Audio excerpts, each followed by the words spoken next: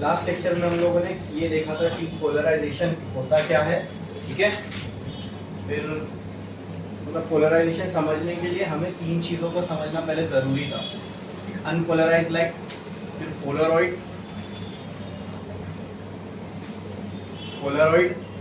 और फिर polarise light, ठीक है। ये तीनों को हमने समझ लिया था। अनपोलराइज लाइट क्या होती है, पोलरॉइड क्या होता है, और फिर पोलराइज लाइट क्या होती है। इस पूरे यानी अनपोलराइज लाइट का पोलराइज हो जाना, इसी फिनोमिना को हम पोलराइजेशन कहते हैं। लिखे थे क्या ये डेफिनेशन? तो एक काम करो, ये एज ए डेफिनेशन भी लिख लो। स्टार और लिखो polarisation of light, polarisation of light, polarisation of light.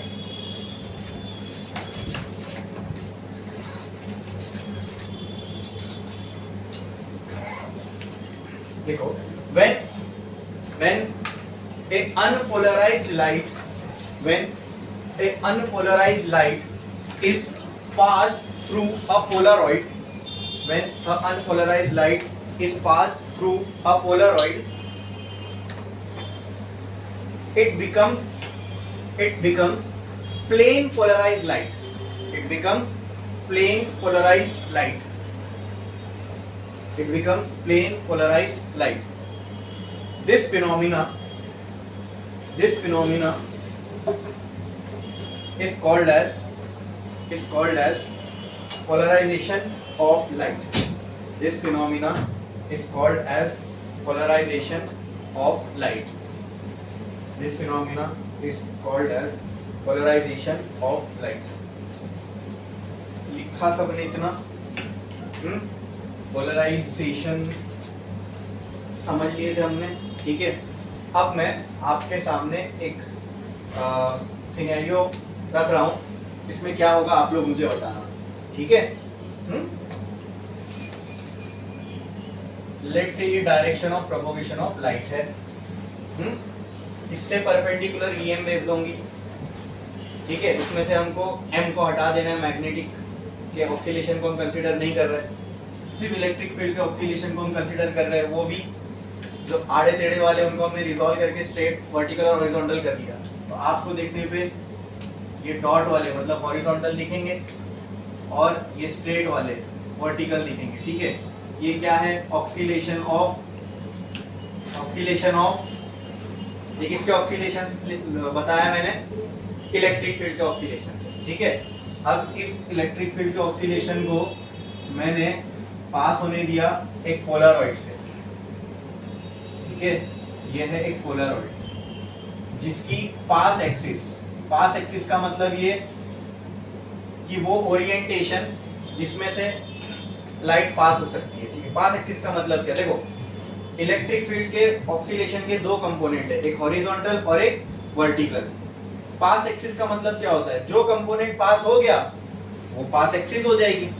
अगर वर्टिकल कंपोनेंट पास हो गया तो इसकी पास एक्सिस वर्टिकल है, अगर हॉरिजॉन्टल कंपोनेंट पास हो गया तो इसकी पास एक्सिस हॉरिजॉन्टल है। तो ये एक पोलरॉइड है, ठीक है। अब बताओ इसकी, ये थी अनपोलराइज्ड लाइट, ये क्या था, पोलरॉइड, ठीक है। इसकी पास एक्सिस क्या है, वर्टिकल की हॉरिजॉन्टल। तो कौन से कंपोनेंट, कौन से ऑक्सीलेशंस पास नहीं हो पाएंगे, हॉरिजॉन्टल वाले, सिर्फ वर्टिकल वाले पास होंगे, ठीक है। तो वर्टिकल वाले पास हो गए तो उसके बाद ये कुछ ऐसा दिखेगा आपको, मतलब ये ऑक्सीलेशंस ऑफ इलेक्ट्रिक फील्ड आपको दिखने वाले हैं आफ्टर पासिंग फ्रॉम पोलरॉइड। तो ये कौन सी लाइट हो गई, हाँ, प्लेन पोलराइज्ड लाइट, या फिर इसी को हम पोलराइज्ड लाइट भी बोलते हैं। बोलो क्लियर है इतना, कोई डाउट इसमें किसी को? अच्छा, देखो लाइट का जो मेजर कंपोनेंट होता है, या फिर लाइट की जो इंटेंसिटी होती है, लाइट की इंटेंसिटी का मतलब क्या, एक लाइट कितनी ज्यादा ब्राइट दिख रही है या कितनी ज्यादा डिम है, ठीक है। जो लाइट ज्यादा ब्राइट होगी तो उसकी इंटेंसिटी को हम क्या कहते हैं, ज्यादा है कि कम है। और जो लाइट डिम होगी उसकी इंटेंसिटी को हम क्या कहते हैं, कम होगी। इतना समझ में आता है ना, एकदम बेसिक है, ठीक है। अब इसमें से अच्छा, ये जो इंटेंसिटी जो बनाती है लाइट की, उसमें मेजर रोल जो होता है वो इलेक्ट्रिक फील्ड का होता है, ना कि मैग्नेटिक फील्ड का। इसलिए हमने यहाँ पे मैग्नेटिक फील्ड को कंसीडर ही नहीं किया, मैग्नेटिक फील्ड का ऑक्सीडेशन हमने यहाँ लिए नहीं, ठीक है। तो इंटेंसिटी बनाने में लाइट की जो मेजॉरिटी रोल प्ले करता है वो कौन है? Electric field. कौन है? अब आप देखो पोलराइड से पास होने के बाद इलेक्ट्रिक फील्ड के आधे, पूरे आधे कंपोनेंट है क्या नहीं? मतलब ये अगर ऐसा और ऐसा भी रहा होगा तो इसके दो कंपोनेंट बचे, एक इधर और एक इधर, तो इधर वाले जितने भी थे सब कैंसल आउट हो गए, पोलराइड ने रोक लिया। इलेक्ट्रिक फील्ड के सिर्फ आधे ऑक्सीलेशन आगे पास हुए।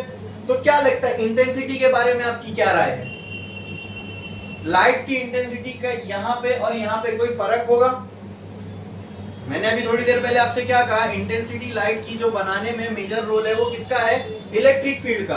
अब आधी इलेक्ट्रिक फील्ड पीछे ही रह गई, तो बाकी की जितनी इलेक्ट्रिक फील्ड ऑक्सीलेशन आगे जाएगी उसके वजह से जो लाइट बनेगी उसकी इंटेंसिटी पे क्या फर्क पड़ेगा? कम होगी कि ज्यादा होगी? कम हो जाएगी। वेरी गुड, क्या हो जाएगी? कम हो जाएगी। क्लियर है?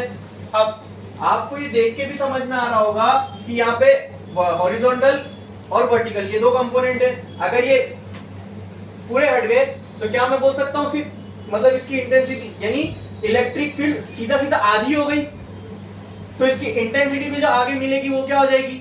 वो भी आधी हो जाएगी। इसका मतलब मैं ये कह रहा हूं, अगर यहाँ पे लाइट की इंटेंसिटी आई है, या फिर आई नॉट बोल देता हूं, चलो मैं इसको, यहाँ पे इंटेंसिटी लाइट की अगर आई नॉट है तो यहाँ पे लाइट की इंटेंसिटी क्या हो जाएगी? आई नॉट बाय 2। जो भी पहले थी उसका आधा। अरे बोलो क्लियर है? बोलो क्लियर है? ये समझ में आया? आया कि नहीं आया? पक्का? ठीक है। या फिर मैं इसको और क्लियर के लिए ऐसा लिखता हूं, चलो यहाँ पे लाइट की इंटेंसिटी आई है, तो यहाँ पे लाइट की इंटेंसिटी क्या आ जाएगी? I by 2। ठीक है, और इसी I बाय 2 को मैंने, इस I बाय 2 को मैंने एक नया नाम दे दिया I नॉट। बोलो क्लियर है? समझा कि नहीं समझा? ठीक है। ऑक्सीलेशन में कोई फर्क आया? ऑक्सीलेशन बोल सकते, एम्पलीट्यूड में इलेक्ट्रिक फील्ड के। एम्पलीट्यूड का मतलब क्या? वो मैक्सिमम वैल्यू जो इलेक्ट्रिक फील्ड अचीव कर सकती है ऑक्सीलेट करते टाइम, राइट? भले ही इलेक्ट्रिक फील्ड की क्वांटिटी आधी हो गई, लेकिन हर एक ऑक्सीलेशन का एम्पलीट्यूड क्या अभी भी उतना ही है? पहले जितना एम्पलीट्यूड अचीव कर रही थी इलेक्ट्रिक फील्ड, क्या अभी भी उतना ही एम्पलीट्यूड अचीव कर रही है? हाँ, तो एम्पलीट्यूड में कोई फर्क नहीं है। यहाँ जो एम्पलीट्यूड था, अगर यहाँ एम्पलीट्यूड ए है तो यहाँ पर भी एम्पलीट्यूड किसके बराबर होगा? ए के बराबर। इतना क्लियर है? ठीक है। अब मैं क्या करता हूं, इसके सामने एक और पोलराइड लगा दिया, तो दिस वाज पोलराइड, इसको मैं दे देता हूं P1, ये था पोलराइड 1। अब इसके आगे यानी प्लेन पोलराइज के आगे ही मैंने एक और पोलराइड लगा दिया। ठीक है, अब क्या होगा देखो, इसकी पास एक्सिस भी वर्टिकल है, मतलब यहां से लाइट पास हुई और इसके सामने मैंने ऐसी एक और पोलराइड लगा दिया। एक पोलराइड इधर ऐसा लगा हुआ था, ठीक है। अब आपने बोर्ड पे, मैंने बोर्ड पे कैसा बनाया हूं, इसको ऐसा दिखा के आपको ऐसा बोर्ड पे लगा दिया, ठीक है। बोर्ड पे तो मैं ऐसा नहीं बना सकता, ठीक है। अब ये वर्टिकल हॉरिजॉन्टल कंपोनेंट है, ये वर्टिकल कंपोनेंट, ये हॉरिजॉन्टल कंपोनेंट। जब इसके अंदर ऐसी ऐसी सलाखें, मतलब बीच बीच में ऐसे वर्टिकल गैप्स है, तो लाइट के ये वाले कंपोनेंट तो पास ही नहीं हो पाए, ये वाले पास हो गए, ये हो गई, यहाँ पे ये कंपोनेंट बचे लाइट के, ठीक है।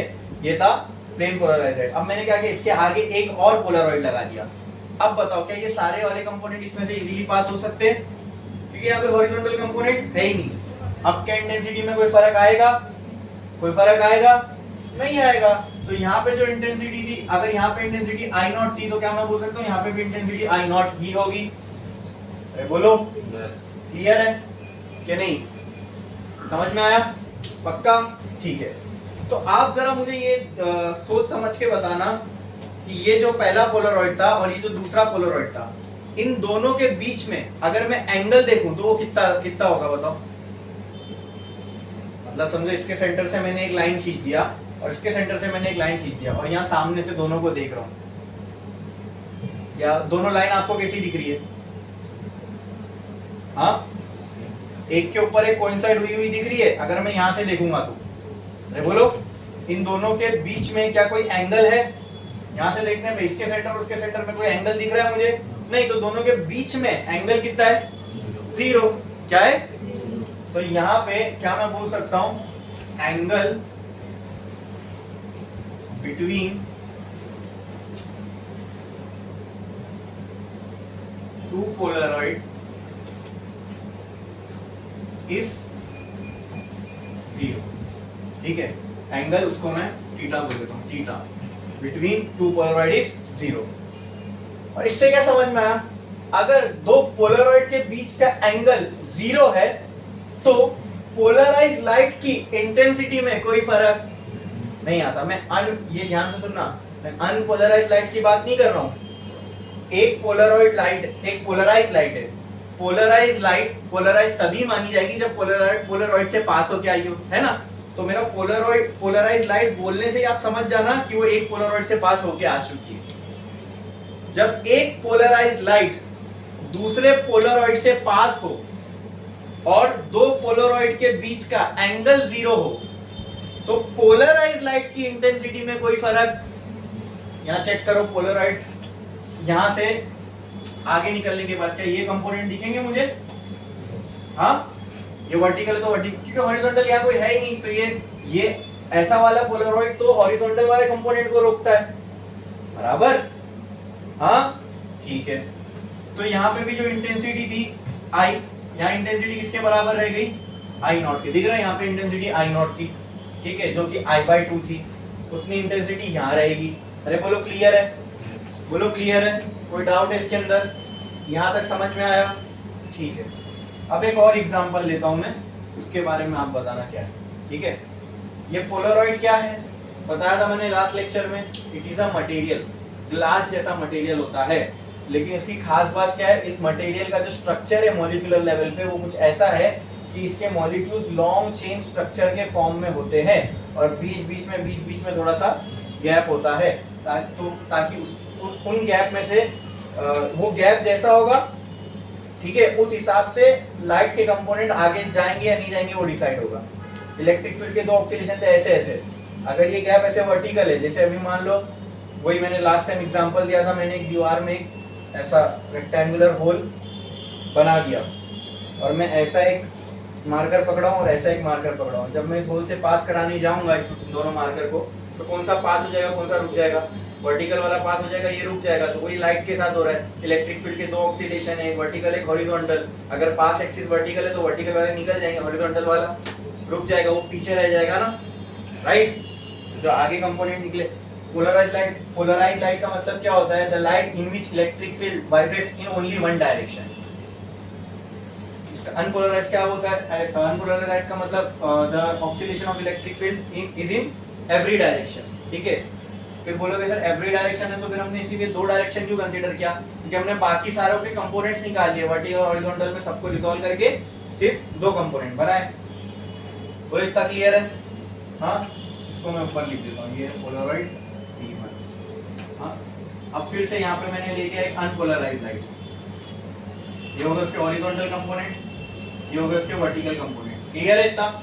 हाँ, अब अनपोलराइज लाइट को पोलराइज करना है तो क्या लगाना पड़ेगा? इसको किससे पास करवाना पड़ेगा? पोलरॉइड से।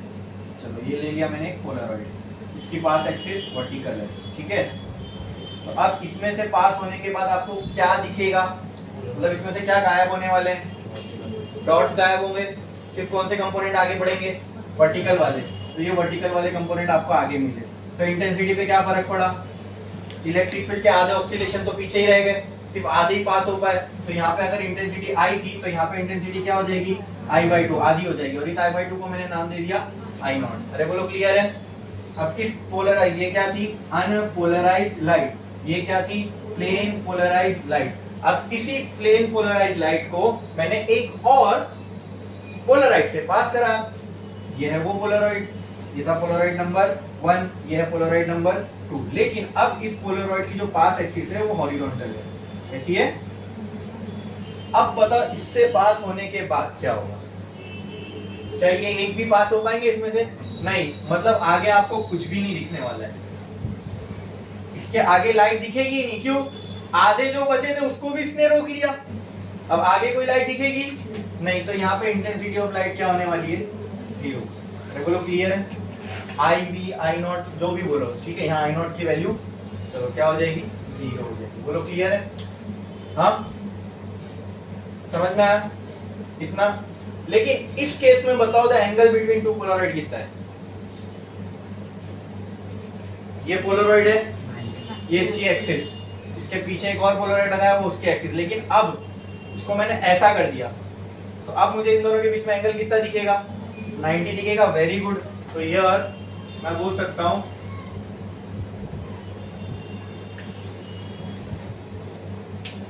Here angle between two पोलराइड्स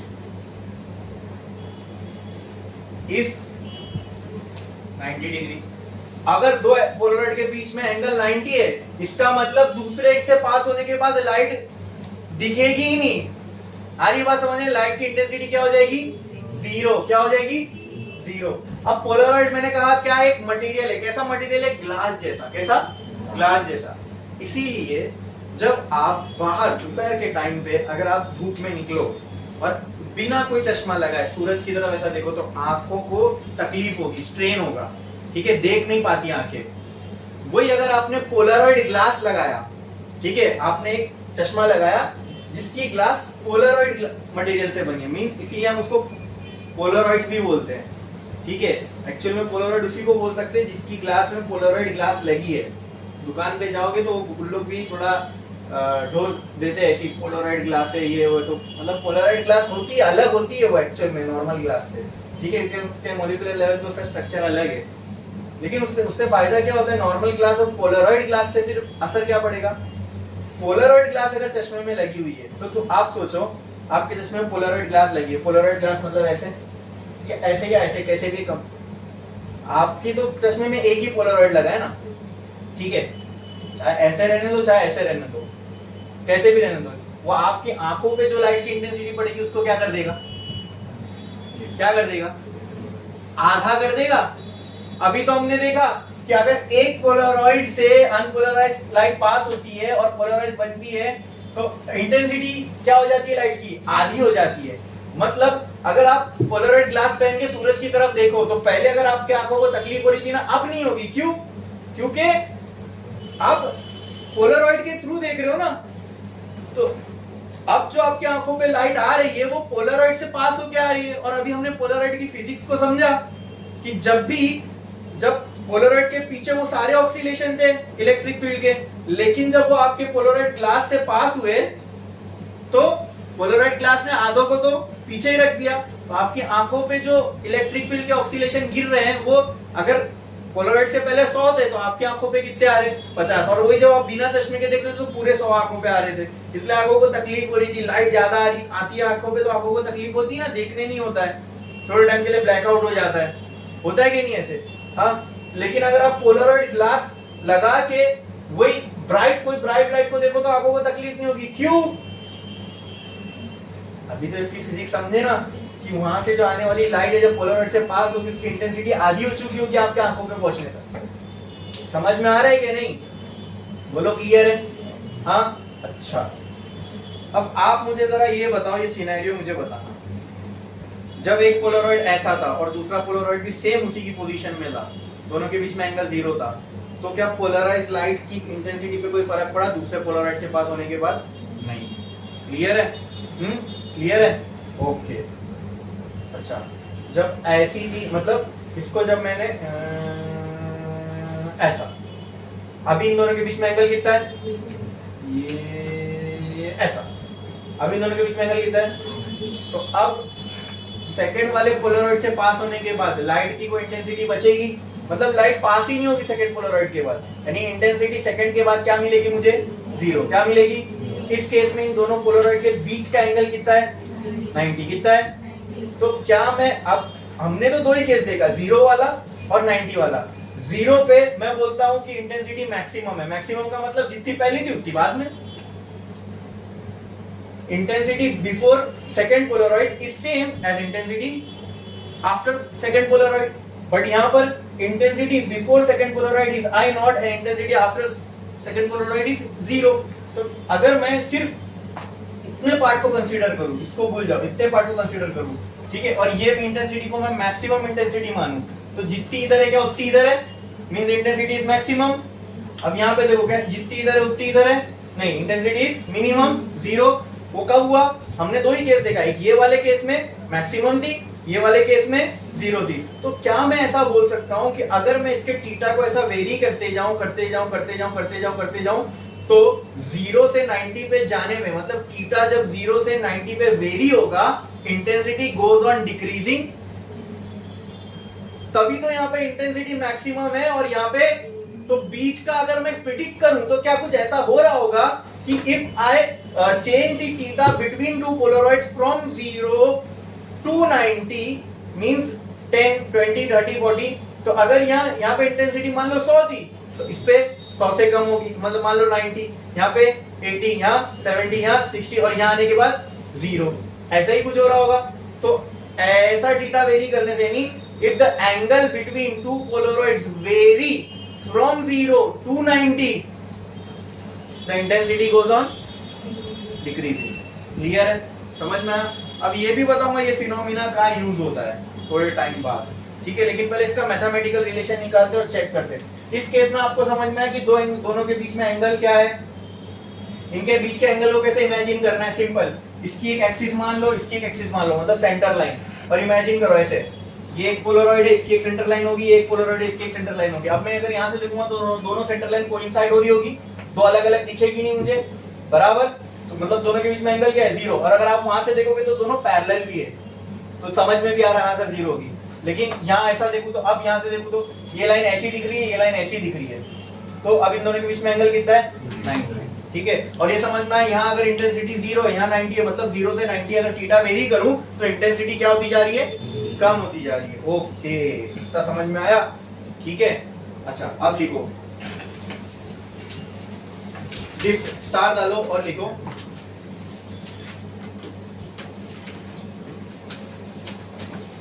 case 1, case 1 polarisation के लिए केस 1 हमें देखते हैं, केस 1, ठीक है। अब उस केस 1 में एरो डालो और लिखो when angle between two polaroid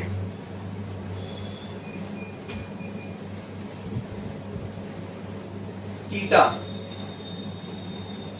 as the angle between two polaroid is 0, और ब्रैकेट में लिखना theta equal to 0 degree, theta equal to 0 degree, theta equal to 0 degree, ठीक है। और उसके नीचे ये डायग्राम बनाओ, पहला वाला,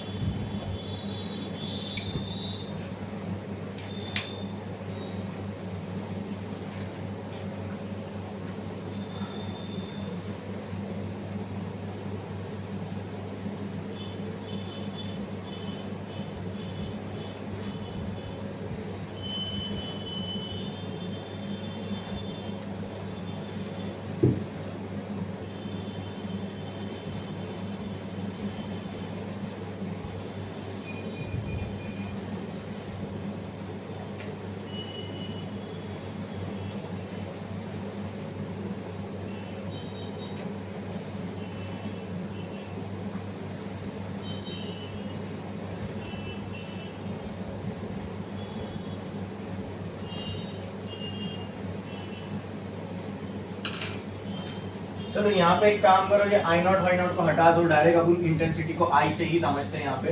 यहाँ पे अगर इंटेंसिटी मान लो आई थी तो यहाँ पे उसकी आधी हो जाएगी I/2, और यहाँ पे इंटेंसिटी क्या हो जाएगी, यहाँ पे भी I/2 ही रहेगी। अगर यहाँ पे इंटेंसिटी आई थी तो यहाँ से पास होने के बाद I/2 हो जाएगी, और यहाँ से पास होने के बाद आई की वैल्यू 0 हो जाएगी, ठीक है। ज्यादा कंफ्यूजन रखते नहीं आई नॉट वाई नॉट का। चलो बनाया आपने first diagram,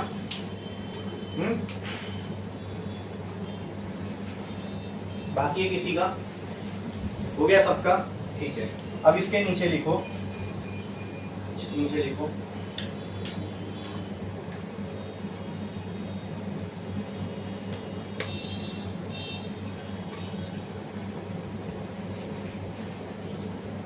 after passing through first Polaroid,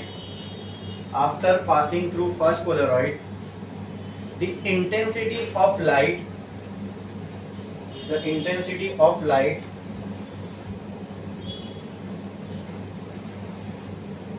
is half, HALVED, half, मतलब हाफ हो गई.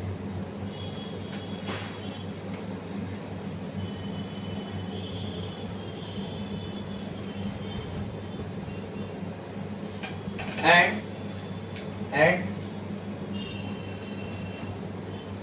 after passing through second Polaroid,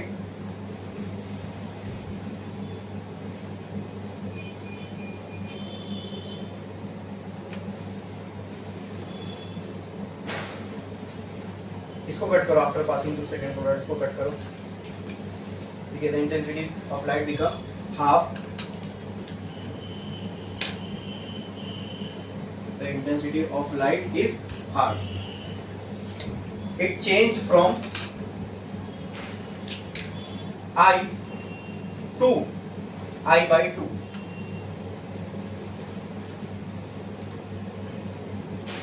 अब सेकेंड पॉइंट लिखो.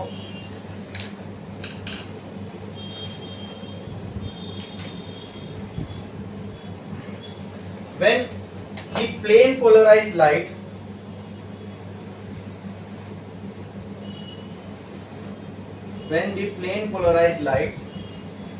is passed through second Polaroid,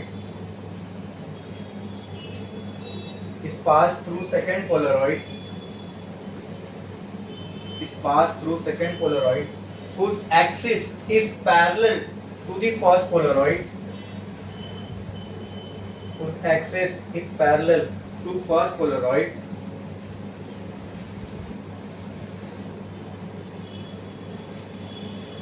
then there is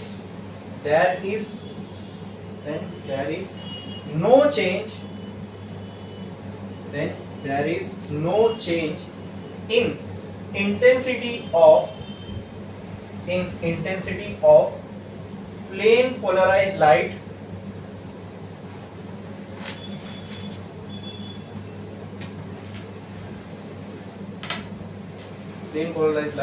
after passing through second Polaroid. इसका नाम दे देना P2. लिखे हो आपने यहाँ P2, लिख दो P2. ठीक है. तो ये वो केस था दोस्तों जहां पर दो पोलरॉइड की एक्सिस पैरेलल है, या तो ऐसा बोलो, या उन दोनों के बीच में जो एंगल है वो क्या है, 0. ठीक है. केस नंबर 2 क्या है? केस नंबर 2 लिखो, स्टार डालो, लिखो case number 2. When angle between two Polaroid is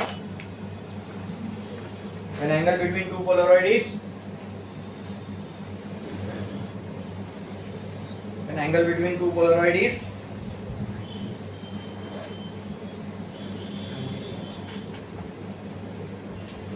90 degree, theta equal to 90 degree. आप बोल सकते हो two polaroids are perpendicular to each other, ये भी बोल सकते हो. ठीक है.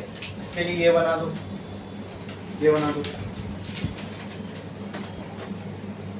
जल्दी.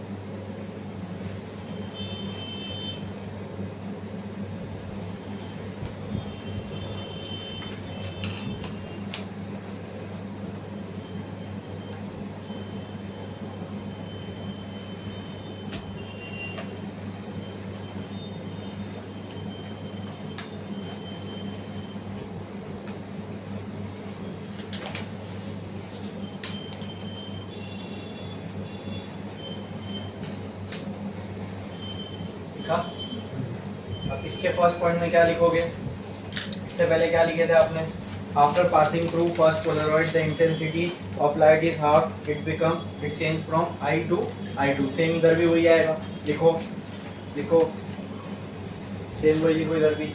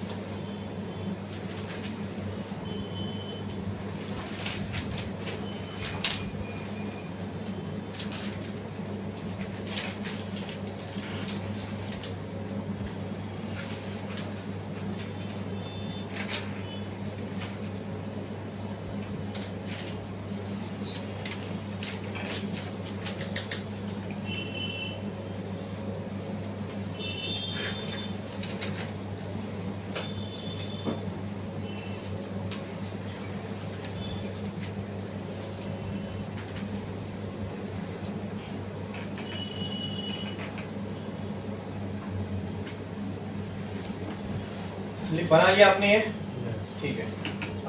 सेकंड पॉइंट इसका क्या लिखोगे? When the plane polarised light passes through second Polaroid,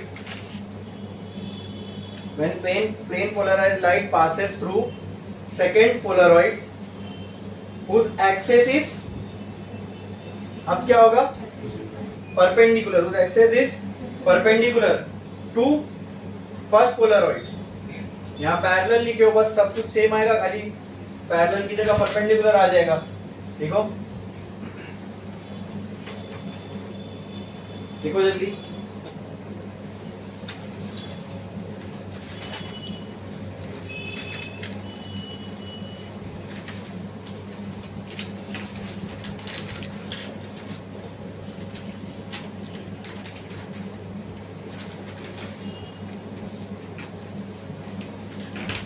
ठीक है।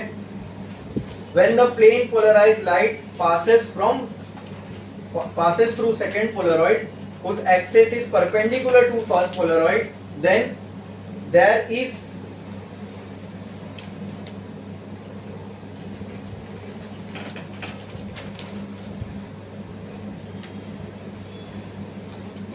no light. There is no light after second Polaroid.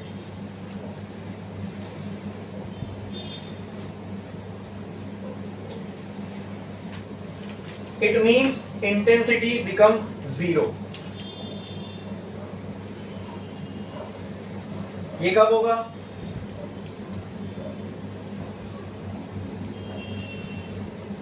ये कब होगा? जब दोनों के बीच में एंगल कितना हो? 90। अब नीचे एक लाइन छोड़ो, स्टार डालो, नोट लिखो, note. From above two cases, we can say that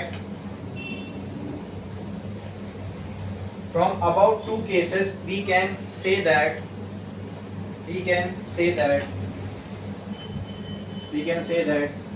if the angle between two polaroids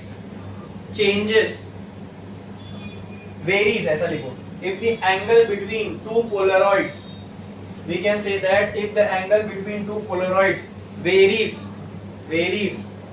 from 0 to 90,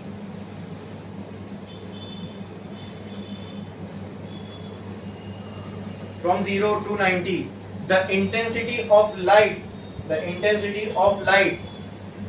keeps on बोलो decreasing. The intensity of light keeps on decreasing. ठीक है। अच्छा, तो अब हम लोगों को दोस्तों ये तो समझ में आ गया कि ये दो पोलरॉइड के बीच का एंगल अगर 0 से 90 चेंज करोगे तो पोलरॉइड की इंटेंसिटी कम होती जाएगी और बराबर 90 पे क्या हो जाएगी? 0 हो जाएगी। अरे बोलो क्लियर है? हाँ, तो इसका कुछ रिलेशन होना चाहिए मैथमेटिकली। कि इंटेंसिटी के चेंज होने पे किस तरीके से, थीटा के चेंज होने पे कैसे इंटेंसिटी में चेंज आ रहा है। तो एक फॉर्मूला होना चाहिए जिसमें थीटा भी हो इंटेंसिटी भी हो, उसमें हम थीटा को चेंज करें तो इंटेंसिटी का चेंज समझ में आए।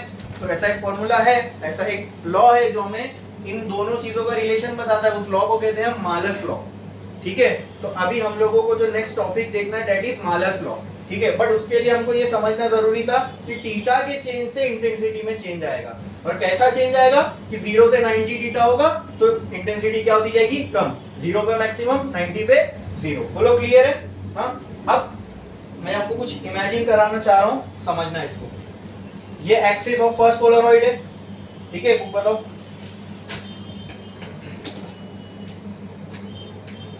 ये एक्सिस ऑफ सेकंड पोलरॉइड है। ठीक है, जब मैं यहां से देखूंगा तो मुझे मेरा पॉइंट ऑफ व्यू समझो। ठीक है, ये पहली लाइन और उसके पीछे, ये पहली लाइन और उसके पीछे वाली लाइन भी इसी के ऊपर होगी, तो क्या मैं कह सकता हूं यहाँ थीटा बराबर 0।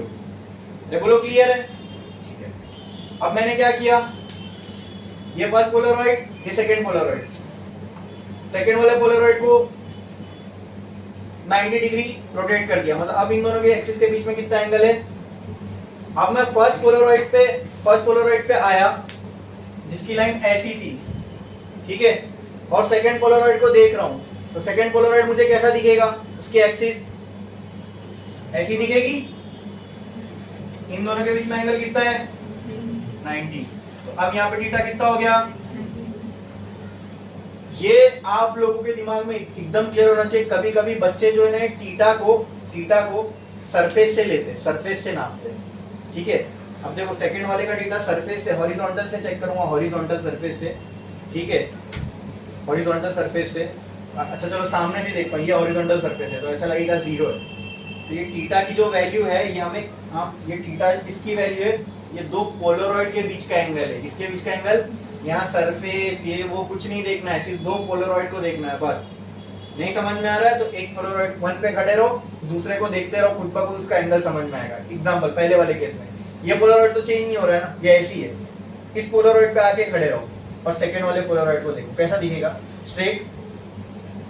पहला केस, ये पोलरॉइड पे खड़े रहो, सेकंड वाले केस में दूसरे पोलरॉइड को देखो कैसा दिखेगा, टेढ़ा। ये हो गया ऐसा। इसकी तो लाइन पहले वाले की स्ट्रेट ही थी, चेंज खाली दूसरे की लाइन में आ रहा है। बोलो क्लियर है।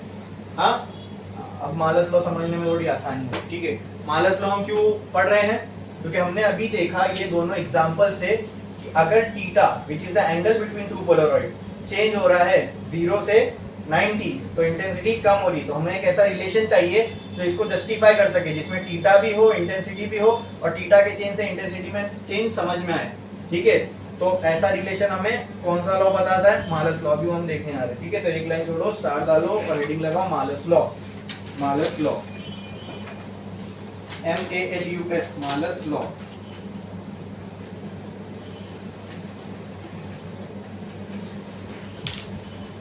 लिख दो क्या, it states that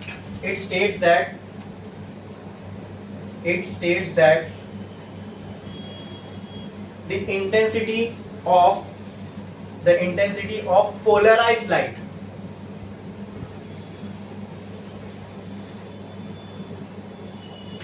varies with change in angle between two polaroids। यही हमने देखा था। हाँ, तो ये स्टेट करता है मालस लॉ। अब चलो आओ देखते हैं।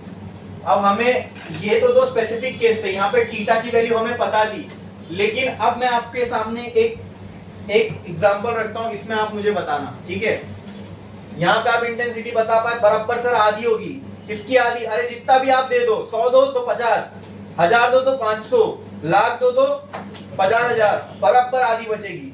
यहाँ पे 1 करोड़ दो तो वहां पे 0 पक्का। लेकिन अगर मैं आपको बोलूं कि ये पहला पोलरॉइड है, ये दूसरा पोलरॉइड है, ऐसा,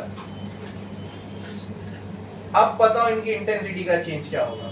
इसमें तो बोल दिए बराबर आधा, इसमें तो बोल दिए 0, अब इसमें श्योर नहीं बोल सकते हो। तो ये कोई भी एक रैंडम केस है। हाँ, तो हमें इसके लिए फॉर्मूला फाइंड करना है।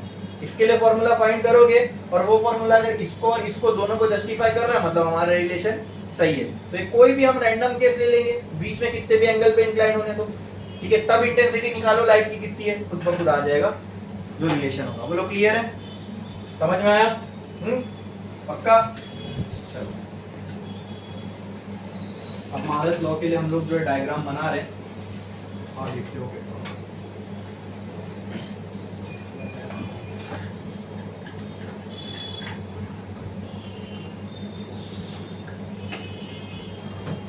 आप लोग मुझे बताओ, ये कौन सी लाइट है? Unpolarised light. ये पहला पोलराइड, इसमें से पास होने के बाद क्या होगा इस लाइट के साथ? हॉरिजॉन्टल ऑक्सीलेशन इलेक्ट्रिक फील्ड के पास नहीं हो पाएंगे, सिर्फ वर्टिकल पास हो पाएंगे, तो ऐसे हो जाएंगे। बोलो क्लियर है?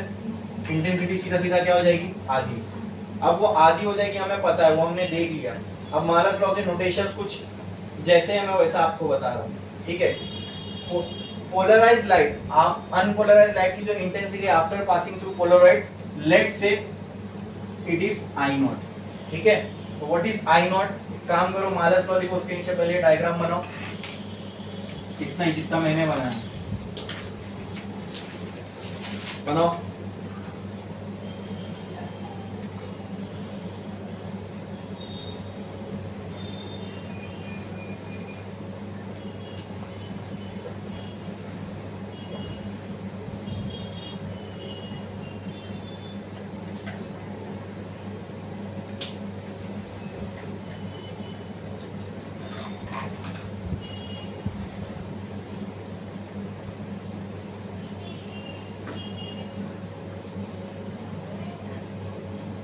लिखो आई नॉट, ठीक है? नीचे लिखो आई नॉट, इसको डैश डालो और लिखो intensity of light after passing through first Polaroid, after passing through first Polaroid, after passing through first Polaroid.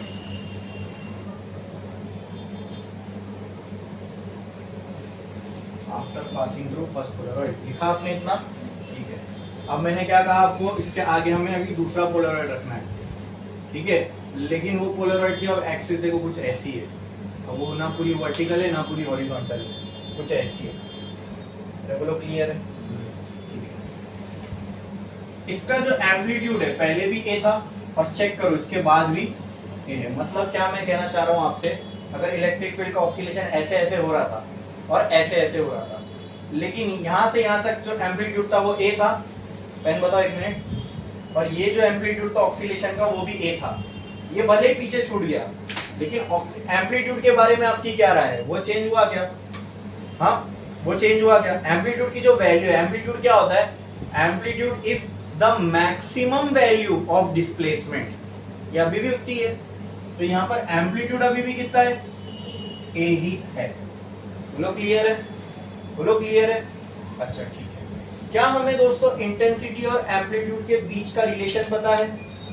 हमने देखा है कि इंटेंसिटी बराबर होती है k टाइम्स ऑफ एम्पलीट्यूड का स्क्वायर। क्या ये पता है हमें? अरे बोलो। अब ये आई नॉट के लिए बनाओ,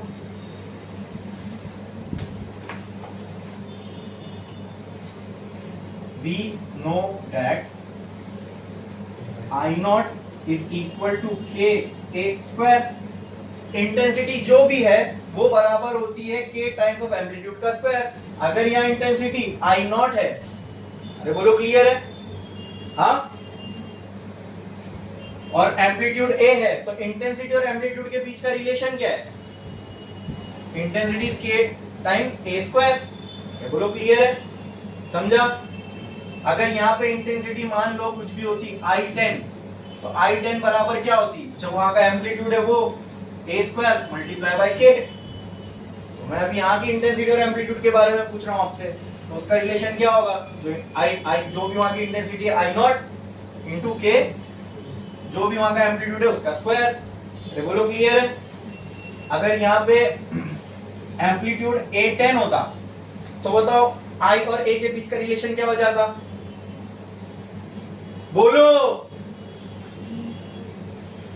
नहीं बोलोगे तो अभी यहीं से चला जाऊंगा मैं, फटाफट बोलो।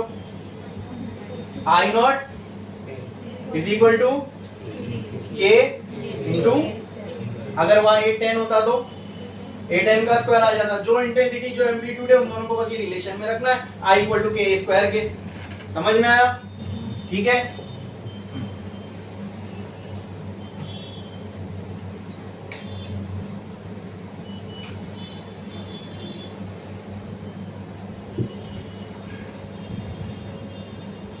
अब सेकेंड वाला पोलरॉइड को देखो, ये था फर्स्ट पोलरॉइड, ये सेकेंड पोलरॉइड अपना ये वाला, ठीक है। लेकिन अब ये ऐसा है कुछ। अब फर्स्ट पोलरॉइड पे आप स्टैंड करो और फर्स्ट पोलरॉइड की पहले मैं लाइन बना देता हूं। देखो ये फर्स्ट पोलरॉइड की लाइन, ये हो गई P1 की लाइन। बोलो क्लियर है? हाँ, फर्स्ट पोलरॉइड पे स्टैंड करो और सेकेंड पोलरॉइड को देखो कैसा दिखेगा। ऐसी एक टेढ़ी लाइन दिखेगी इसके एक्सेस की, तो ये कुछ ऐसा दिखेगा। ये हो गया P2। What is the angle between this two? क्या ये है? क्या इसको मैं थीटा बोल सकता हूं? तो ये मिल गया एंगल हमें, ये तो इमेजिन करना था। समझ में आया? ये एंगल मिला। अरे बोलो क्लियर है? समझ में आया? अब ध्यान से, अब और क्लियर हो जाओ। ये फर्स्ट पोलरॉइड है, इसमें से जो लाइट की ऑक्सीलेशन निकल रहे हैं, एक्सेलरेशन के जो इलेक्ट्रिक फील्ड के जो ऑक्सीलेशन निकल रहे हैं, उसका एम्पलीट्यूड क्या है? ए। क्या है? ए। इसको मैं पीछे रख देता हूं, ठीक है। इसको थोड़ा सा हाथ आगे करके ऐसा आगे पकड़ो। यहां से ये अनपोलराइज लाइट आई, सिर्फ ये वाला कंपोनेंट बाहर निकलेगा। चलो और क्लियर करता हूं, वो पेन दो, पेन। ये अनपोलराइज लाइट है, वर्टिकल और हॉरिजॉन्टल। ये इधर आई, इसकी पास एक्सिस कैसी है? वर्टिकल। तो कौन सी वाली नहीं जाएगी? ये ब्लू वाली नहीं जाएगी, ये रख लो। कौन सी पास हुई इसके बाद? ये वाली। अब ये कैसे ऐसे टेढ़े। अब इसको देखो, जा पाएगी? जा पाएगी? इसके बाद इंटेंसिटी 0। हाँ, लेकिन ये सोच कहती है, लॉजिक कह रहा है, ठीक है। यहाँ थोड़ा सा अपने इमेजिनेशन के स्कोप को आपको बढ़ाना पड़ेगा, ठीक है। अब इसके पॉइंट ऑफ व्यू से देखो, ये एम्पलीट्यूड है। हाँ, ये इलेक्ट्रिक फील्ड है, इसका ऑक्सीलेशन का एम्पलीट्यूड ये है, ठीक है। Is amplitude of vector quantity, is amplitude of vector quantity. Yes, मैं एम्पलीट्यूड हूं, मुझे ये लाइन ऐसी टेढ़ी दिख रही है, ठीक है। अगर ये एम्पलीट्यूड है, ये एम्पलीट्यूड है, ठीक है, ये एम्पलीट्यूड है, ये सॉरी ये एम्पलीट्यूड है, और यहां खड़े रह के देखने पे ये ऐसी टेढ़ी लाइन दिख रही है, ठीक है। तो मैं ऐसा बताता हूं, देखो ये एम्पलीट्यूड है और इस एम्पलीट्यूड को ये लाइन ऐसी टेढ़ी दिख रही है, थीटा। अरे बोलो क्लियर है? हाँ कि ना? समझ में आया कि नहीं समझ में आया? हाँ, ये एम्पलीट्यूड चेक करो, ये एम्पलीट्यूड, अब ये ऐसा ऐसा ऐसा, ये एम्पलीट्यूड, ये पोलरॉइड। बोलो क्लियर? ये एम्पलीट्यूड, ये पोलरॉइड। वो देखने पे ऐसा दिख रहा है, वो पीछे जो बना है ये क्या है? पोलरॉइड है, सेकंड वाला, बराबर। ये सेकंड वाला पोलरॉइड, ठीक है। तो सेकंड वाले पोलरॉइड के साथ एम्पलीट्यूड कितना एंगल बना रहा है? थीटा। कितना? कितना? अच्छा। अब इसको ध्यान से देखिए। अब आपके समझने के लिए मैंने क्या किया, ये अब एम्पलीट्यूड कैसा हो गया सिर्फ समझने के लिए। एक्चुअल में तो ऐसा एम्पलीट्यूड ऐसा स्ट्रेट है और ये पोलरॉइड टेढ़ा है। आपको अच्छे से समझ में, इसलिए मैंने उसको इन दोनों को एक साथ, ओरिएंटेशन तो अब भी यही है। एम्पलीट्यूड की नजर में अभी भी वो टेढ़ा ही है। अगर ऐसा टेढ़ा देखूंगा तो लाइन तो अभी भी उसको टेढ़ी दिखेगी, लेकिन आपके समझने के लिए मैं इसको ऐसा कर रहा हूँ। ये एम्पलीट्यूड है, ये पोलरॉइड ऐसा टेढ़ा था, ठीक है। अब मैं पोलरॉइड को सीधा कर दिया, लेकिन उसकी चक्कर में एम्पलीट्यूड टेढ़ा। तो अब ऐसा हो जाएगा कि देखो ये एम्पलीट्यूड, ये पोलरॉइड P2 और ये एंगल थीटा, ये एंगल। अब ऐसा क्यों बना है दोस्तों? अब यहाँ पे एक हॉरिजॉन्टल लाइन खींचो। क्या एम्पलीट्यूड एक वेक्टर क्वांटिटी है? क्या उसका वर्टिकल से एंगल है थीटा? तो अगर कोई वेक्टर क्वांटिटी है और वो कुछ कंपोनेंट एंगल बना रही है किसी एक्सिस से, तो उसके कितने कंपोनेंट निकलते हैं?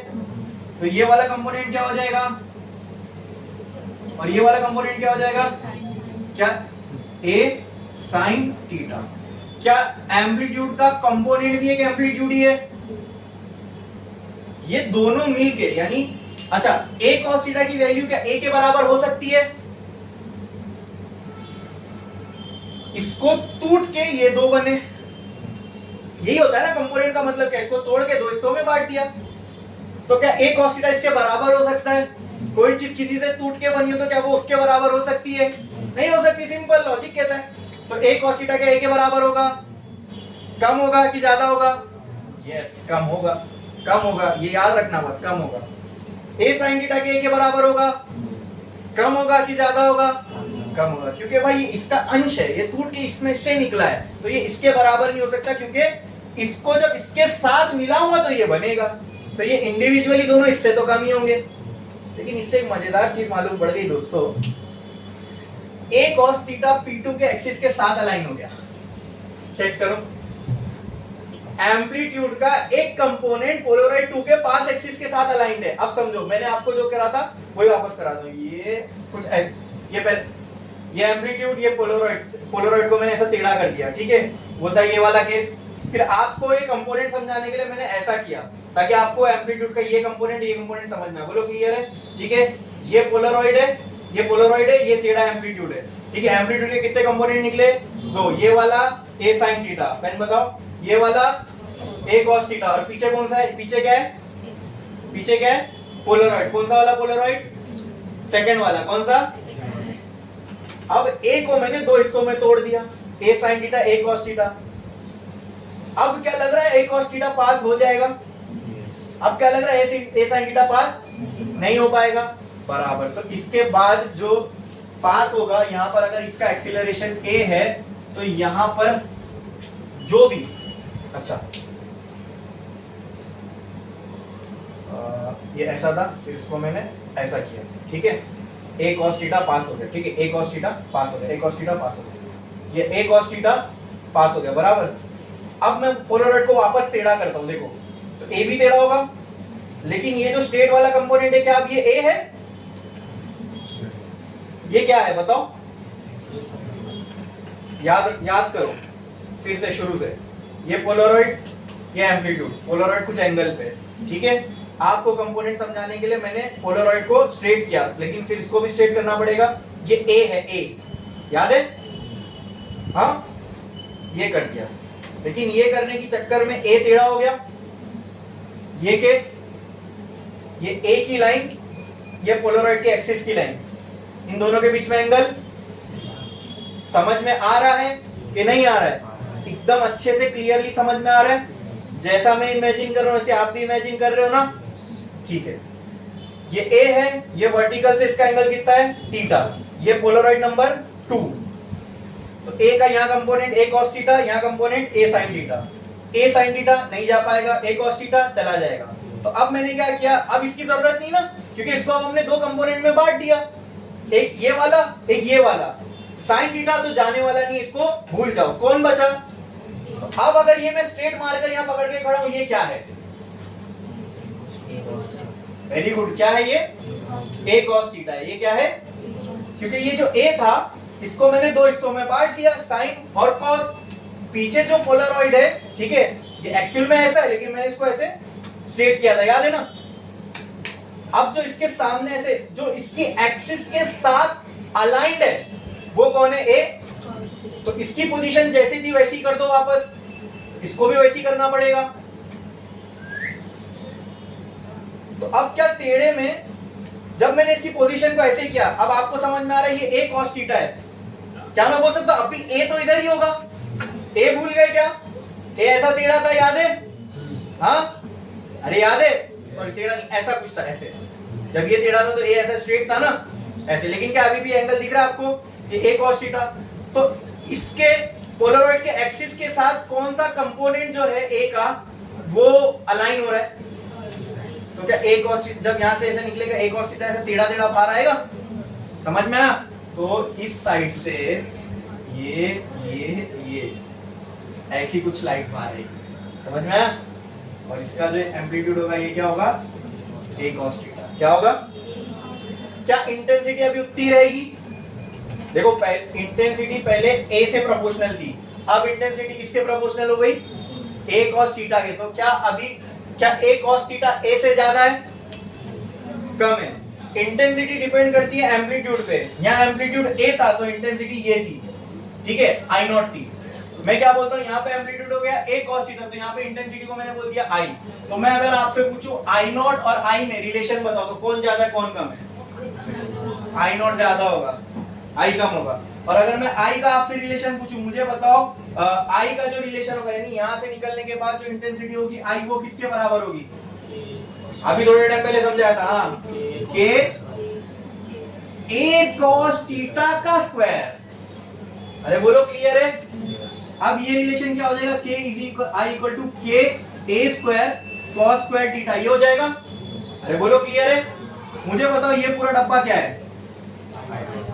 तो कहने से I is equal to I naught into cos square theta, यही है मालस लॉ, यही है मालस लॉ, जहां पे ये theta is the angle between two Polaroid.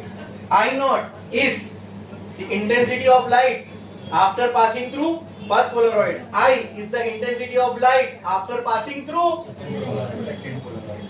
ठीक है, ठीक है। अरे बोलो क्लियर है? जिस चीज को अगर इसमें कोई कंफ्यूजन हुआ होगा ना, तो मैं उसके लिए और इजी करता हूं। देखो, फर्स्ट पोलरॉइड ये था, इसमें से पास होने के बाद एम्पलीट्यूड ऐसा था। अब सेकंड पोलरॉइड पे आ जाओ, सेकंड पोलरॉइड ऐसा है, ठीक है। अब मैं आपके लिए ऐसा बना दूं, ये एम्पलीट्यूड, ये सेकंड पोलरॉइड, ठीक है। इस एम्पलीट्यूड का यहां से ये पोलरॉइड की लाइन है, बताओ ये पोलरॉइड की लाइन है ना, एंगल कितना है? 90। एम्पलीट्यूड को दो भाग में तोड़ दो ना, a cos थीटा a, तो एम्पलीट्यूड को दो भाग में मैंने तोड़ा, ये हो गया a cos थीटा और ये हो गया a sin थीटा। तो अब मुझे एम्पलीट्यूड को बनाने की जरूरत है क्या? नहीं, अभी सिर्फ a cos theta a sin theta. इसकी पास एक्सिस ऐसी है, तो ये वाला पास हो पाएगा क्या? नहीं, ये वाला पास हो पाएगा। देखो ये अलाइंड है, तो जब ये यहाँ से बाहर निकलेगा तो ऐसे टेढ़े टेढ़े टेढ़े ऐसी लाइन निकलेगी बाहर। बोलो क्लियर है? समझ में आया? पक्का क्लियर? ये सब इमेजिनेशन के लिए, आपको अच्छे से इमेजिन करने में आसानी, इसलिए ये सब बताया। बोलो क्लियर? हाँ। अब आप मेरे को ये बताओ, ये रिलेशन को देखो, ये रिलेशन हमें इंटेंसिटी और थीटा के बारे में बताता है। क्या ये रिलेशन हमारे पहले दो केस को सेटिस्फाई करना चाहिए? ठीक है। What is theta here? अच्छा, angle between two polaroid. In our first case where two polarities are parallel to each other, the theta was equal to 0. Put 0 here. Cos 0 is 1. 1 का square 1। तो intensity किसके बराबर? किसके बराबर? मतलब इन दोनों के बीच में अगर मैं एंगल 0 कंसीडर करूं, यानी इसको मैंने स्ट्रेट कर दिया, यही हो गया ना इसका मतलब। अगर यहाँ इंटेंसिटी I नॉट है बिफोर सेकंड पोलरॉइड, निकलने के बाद क्या हो गई? I किसके बराबर मिल रही है? I नॉट के, मतलब इंटेंसिटी में कोई चेंज ही नहीं आया। पहले I नॉट थी, बाद में भी I नॉट है। ये इंटेंसिटी I क्या है? After passing through second Polaroid. ठीक है, चलो सेकंड वाला केस जिसमें थीटा कितना था? दो पोलरॉइड के बीच में एंगल 90, तो यहाँ पे 90 पुट करो। cos 90 कितना होगा? 0 का square, 0 multiply by this is what is this? I, intensity after second Polaroid. अगर पहले I नॉट थी, बाद में I है, I की वैल्यू क्या आ रही है?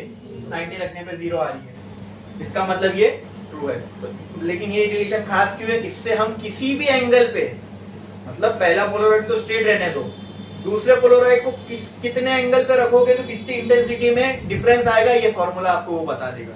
तो आप अपने हिसाब से इंटेंसिटी को कम ज्यादा रख सकते हो अपने एप्लीकेशन के हिसाब से। ठीक है, ठीक है। अब इसका यूज भी मैं आपको बताता हूँ कहाँ हो सकता है या कहाँ होता है।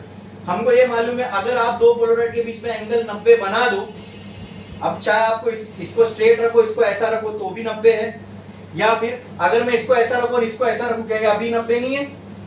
चेक करो ऐसे। लेकिन मैं पहले को भी इंक्लाइन रखा हूं, सेकंड को भी इंक्लाइन रखा हूं, ताकि ये दोनों 90 हो। बोलो क्लियर है? जब ये दोनों 90 होंगे एक दूसरे से, तो अगर मैं मान लो पहले के पीछे कोई लाइट रखूं, नॉर्मल लाइट, दूसरे के बाहर पास होगी क्या? वो पास होगी क्या? बोलो। अगर मैंने मान लो ये पहला पोलरॉइड है, ये ऐसा है, ये दूसरा पोलरॉइड ये ऐसा है, दोनों के बीच में एंगल कितना है? 90।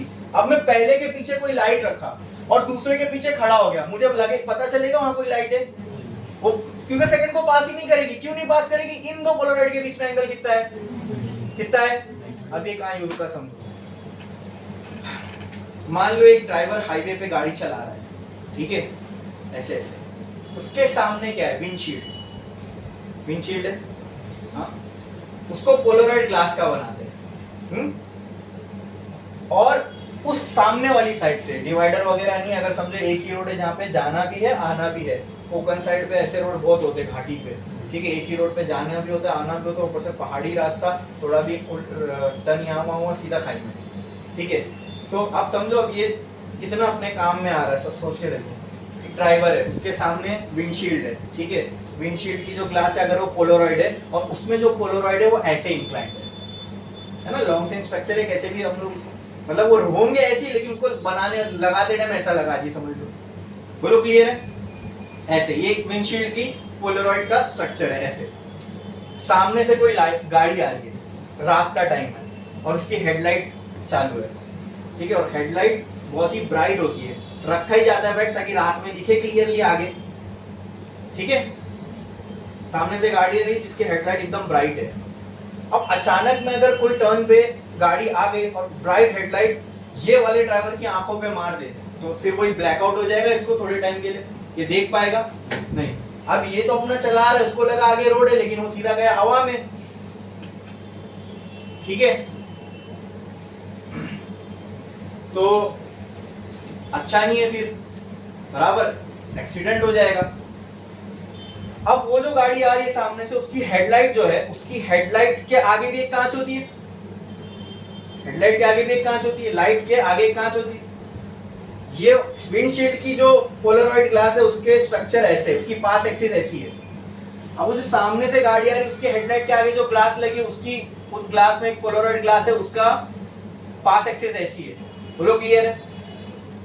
ये दोनों एक दूसरे को नहीं जानते, लेकिन जब लाइट अगर मैं इन दोनों को आमने सामने रख दूं और इन दोनों के बीच का एंगल चेक करूं तो कितना मिल रहा है मुझे, कितना मिल रहा है मुझे, चेक करो।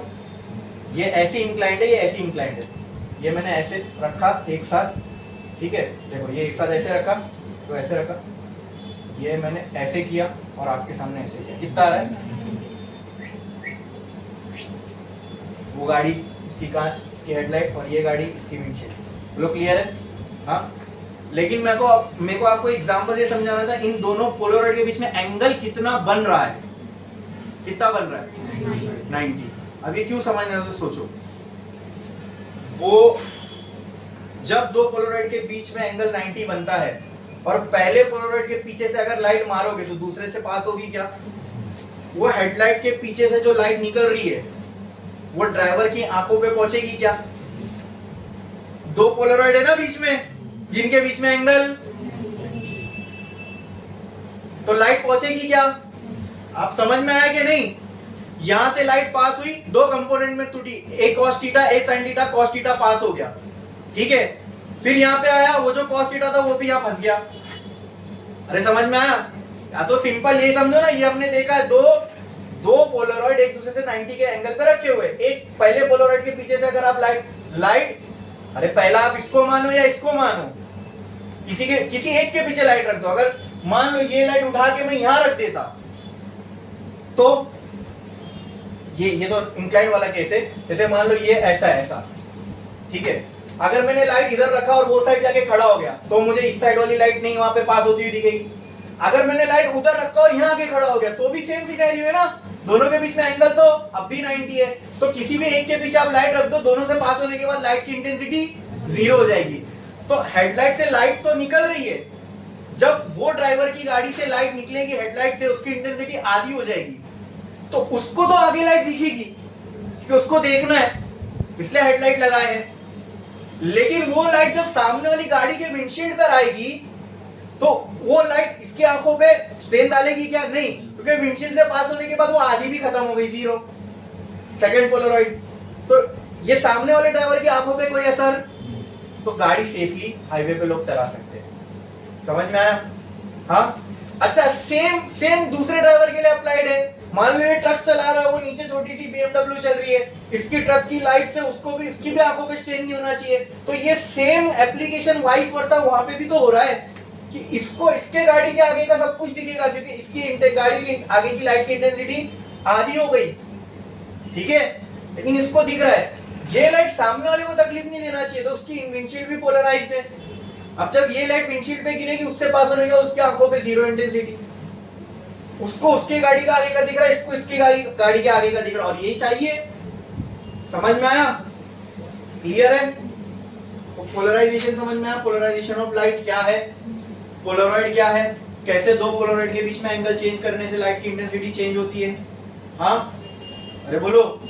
हाँ, जो हम ग्लासेस लगाते हैं उसको पोलरॉइड बोलते हैं। क्यों? तो एक्चुअल में पोलरॉइड ग्लास थोड़ी अलग होती है। वो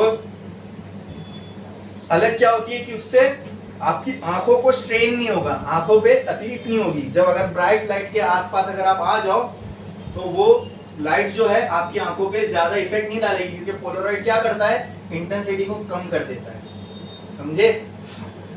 हाँ, अक्सर लोग कभी कभी ग्लास को पोलरॉइड ही बोलते हैं, ठीक है। तो उसको बोलने का पर्पस यही है कि वो ग्लास एक्चुअली में जो उसकी ग्लास है वो पोलरॉइड मटेरियल है। समझे? कोई डाउट इसके अंदर? ये मालस लॉ समझ में आया सबको? इसमें लेकिन एक चीज ध्यान रखना दोस्तों, मालस लॉ में ये नेमिंग बड़ी इंपॉर्टेंट है। फर्स्ट, पोलरॉइड से पास होने वाली लाइट की जो इंटेंसिटी है वो आई नॉट है। सेकेंड, पोलरॉइड से पास होने वाली जो इंटेंसिटी है वो आई है, ठीक है। ये फाइनल इंटेंसिटी है। तो आपने ये तो लिखा होगा, I naught is the intensity of light after passing through first polaroid. लिखो I intensity of light after passing through second polaroid, intensity of light after passing through second polaroid। और फिर लिखो थीटा, उसके जस्ट नीचे लिखो theta, angle between two polaroids, angle between two polaroids, angle between two Polaroids.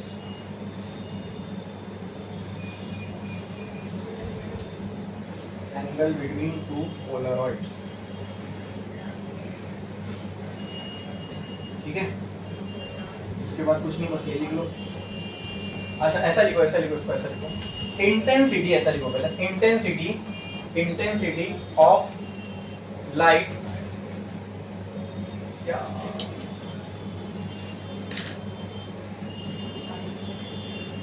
After passing through first polaroid can be written as, intensity of light passing after passing through first polaroid can be written as ये I naught equal to K A square. ऐसा लिखो, I naught equal to K A square, I naught equal to K A square. अगर आपको समझना है तो उसके लिए आप ऐसा कुछ कर सकते हो, ये हो गया ए, ये हो गया पोलरॉइड 2, ये हो गया इनके बीच का एंगल थीटा। फिर इसको हमने थोड़ा सा घुमा दिया, इसको ऐसा घुमा दिया, तो ये घुमाने के बाद कैसा हो जाएगा, ए ऐसा, P2 ऐसा, बराबर। हाँ, ये थीटा, ठीक है। फिर इसके मैंने दो कंपोनेंट लिया, ए कॉस थीटा, ए साइन थीटा, तो ऐसा कुछ हो जाएगा। यहाँ आ जाएगा ए कॉस थीटा जो P2 के साथ अलाइंड है, और ये आ जाएगा ए साइन थीटा, ठीक है। और यहाँ था ए, ठीक है। अब ए कॉस थीटा ही खाली रह जाएगा, तो इसीलिए मैंने इसको आगे पास करा है, ठीक है। ये आपके समझने के लिए था। ये डायग्राम बनाया आपने, ठीक है। रुक रहने दो, अभी ये लिखा आपने, क्या लिखा, intensity of light after passing through polaroid 1, polaroid 1 can be written as I naught equal to K A square, ठीक है, ठीक है। नेक्स्ट लिखो, नेक्स्ट लिखो, intensity of light after passing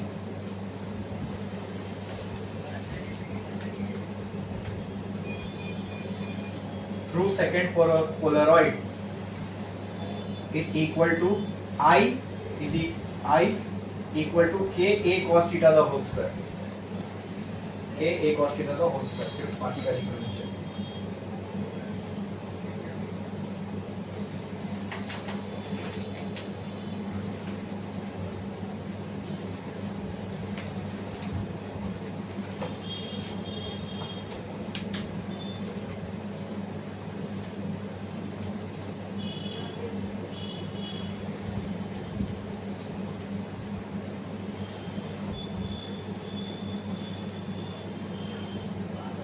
diagram भी कंप्लीट करूं।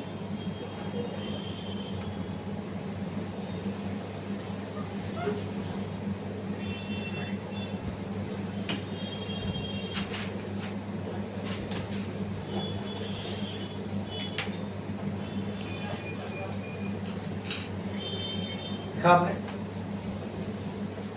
कंप्लीट करो, डायग्राम कंप्लीट करो। और वो आपके अंडरस्टैंडिंग के लिए डब्बा बना के आप लिख सकते हो फॉर आवर अंडरस्टैंडिंग, वो एग्जाम में बनाना नहीं। मालस लॉ आया तो इतना ही डायग्राम बनाना है आपको, ठीक है? ये सब भी नहीं बनाना, ये सब भी नहीं बनाना, यहीं तक बनाना।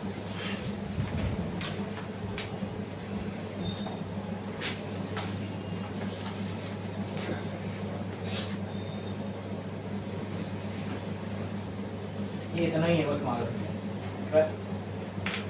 और मैं तो अभी मजेदार बात ये है, अगर मैं मान लो 2 पोलराइड ग्लास लेके आ जाऊं इधर क्लास में, ठीक है? हाँ, और मेरे सामने मैं एक पोलराइड को ऐसे स्ट्रेट रख दूं और दूसरा पोलराइड ग्लास को ऐसे टेढ़ा करके दोनों को मेरे सामने रख दूं। 2 पोलराइड लाया, एक को क्रॉस रख दिया, वर्टिकल रख दिया और एक को हॉरिजॉन्टल रख दिया, तो मैं यहीं खड़ा हूं, आप मुझे देख नहीं पाओगे, ठीक है? आपको ऐसा लगेगा पीछे कुछ भी नहीं है, पूरा ब्लैक है, नहीं देख पाओगे, समझे? ये पोलराइजेशन का खेल है।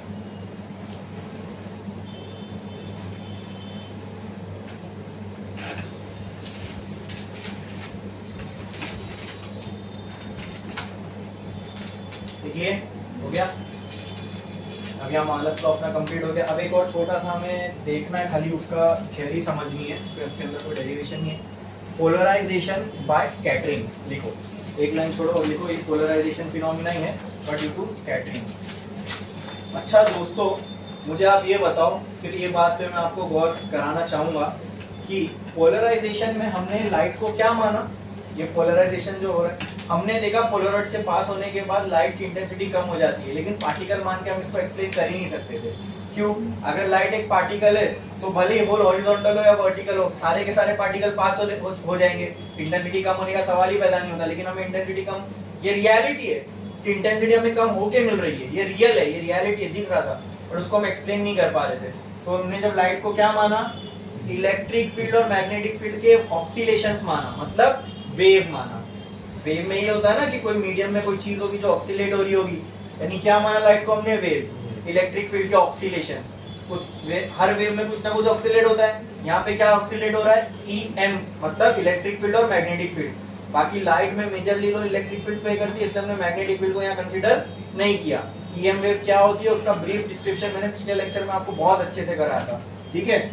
तो यहाँ पे हम माना सिंपल पोलराइजेशन प्रूव करने के लिए हमने लाइट को क्या माना? वेव माना, तो इसलिए पोलराइजेशन प्रूव हो पाया। ये सब के अंदर हमें ये बात नहीं भूलनी है कि हम ये जो कुछ पढ़ रहे लाइट के बारे में, सब उसको क्या मान के पढ़ रहे? वेव। ये अपने आप में एक बड़ी चीज है कि लाइट को हम वेव मान के चल रहे हैं। अब हमने पोलराइजेशन भी प्रूव कर दिया। वेव माने तभी ये इंटेंसिटी का कम होना प्रूव हो पा रहा है क्या? नहीं। हाँ, ये एक इसका एम्पलीट्यूड है, ई इलेक्ट्रिक फील्ड का, इलेक्ट्रिक फील्ड ऑक्सीलेट हो रही है, माने ऑक्सीलेट तब होगी जब लाइट वेव है। तो ये सब कुछ, ये रिलेशन पॉसिबल ही तब हो पाया जब हमने लाइट को क्या माना? वेव। और ये इक्वेशन बहुत अच्छे तरीके से हमारे इंटेंसिटी कम होने को एक्सप्लेन कर रही है क्या? नहीं। जब पोलराइड के बीच में एंगल मैंने जो वैल्यू थी यहाँ रखा, तो क्या इंटेंसिटी की वैल्यू वही आ रही जो हम सोच रहे थे, जो रियलिटी थी? तो रियलिटी में हमारी इक्वेशन मैच कर रही है, मतलब लाइट को ये वेव मानना सही हो गया। तो लाइट क्या है? अब वेव है। तो कितने फिनोमिना हमने प्रूव कर लिए लाइट को वेव मान के? सबसे पहला रिफ्लेक्शन, फिर सब प्रूव किया हमने जबानी में, एक्चुअल में मैथमेटिकल रिलेशन लगा के हर एक चीज प्रूव की है क्या? नहीं। पूरा रिफ्लेक्शन में डायग्राम बनाया, वेव फ्रंट बनाया, रिफ्रैक्शन में डायग्राम, वेव फ्रंट, सब कुछ। वो सब तभी वेव फ्रंट वगैरह क्यों आया? क्योंकि लाइट क्या थी?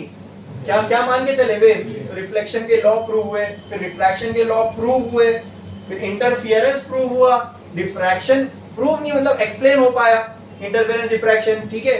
उसके बाद पोलराइजेशन भी एक्सप्लेन हो पा रहा है, उसके पूरे इक्वेशन जो निकल रही है वो पूरी रियलिटी को जस्टिफाई कर रही है, ठीक है? तो ये पांचों फिनोमिना हमने लाइट को वेव मान के एक्सप्लेन कर लिए, प्रूफ कर लिए। बोलो क्लियर है? तो अब क्या है लाइट हमारे लिए? वेव है। लाइट क्या है? कोई डाउट है इसमें किसी को? ठीक है, आई बात समझ में? अब पोलराइजेशन का एक छोटा सा और फिनोमिना है which is called as polarisation by scattering. तो सिंपल, कहीं भी पोलराइजेशन आया इसका मतलब क्या? इलेक्ट्रिक फील्ड का वाइब्रेशन एक ही डायरेक्शन में मिलेगा। स्कैटरिंग से पोलराइजेशन हो रहा है, इसका मतलब क्या? लाइट स्कैटर होने के बाद पोलराइज हो जाएगी। पोलराइज होने का मतलब वाइब्रेशन एक डायरेक्शन में मिलना। यहाँ पर भले ही टेढ़ा टेढ़ा हो रहा है, लेकिन क्या वाइब्रेशन एक ही डायरेक्शन में है? यस, ऐसे ऐसे ये सारे हाँ, पोलराइजेशन बाय स्कैटरिंग लिखो, क्या होता है इसका, मैं डेफिनेशन बोल रहा हूं, पहले वो लिख लो। Polarisation by scattering,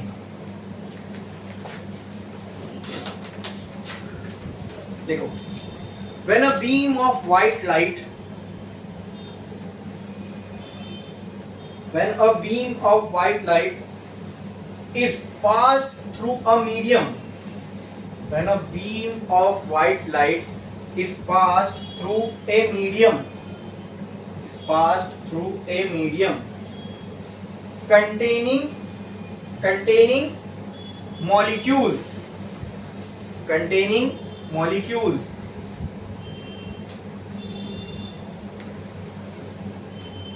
whose size is very close, या फिर ऐसा बोलो, whose size is comparable to wavelength of light, wavelength of light, wavelength of light, then the beam is scattered, then the beam is scattered, then the beam is scattered, the beam is scattered, the beam is scattered. And if this scattered light, and if this scattered light is seen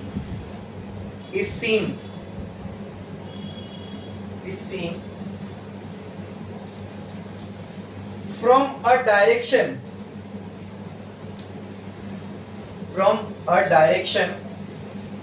perpendicular, from a direction perpendicular to the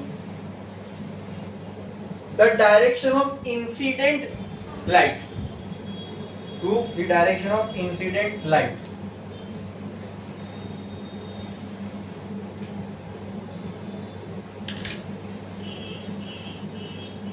then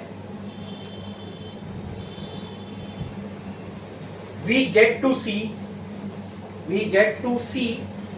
a plane polarized light, then we get to see a plane polarized light, plane polarized light.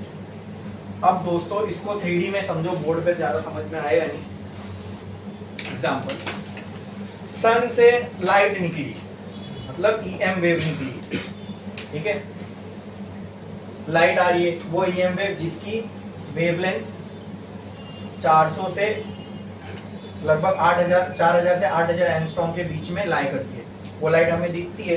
अरे वो EM wave जो हमें दिखती है बस उसी को हम लाइट कहते हैं, ये समझो। EM वेव बहुत बड़ा स्पेक्ट्रम है, गामा से चालू होता है रेडियो वेव तक, गामा, एक्सरे, यूवी रेज, फिर VIP, GY, OR, ये होती है लाइट। फिर EM वेव का इतना हिस्सा हमें दिखता है, ना इसके ऊपर वाला हमें दिखता है ना नीचे वाला, वो सब है।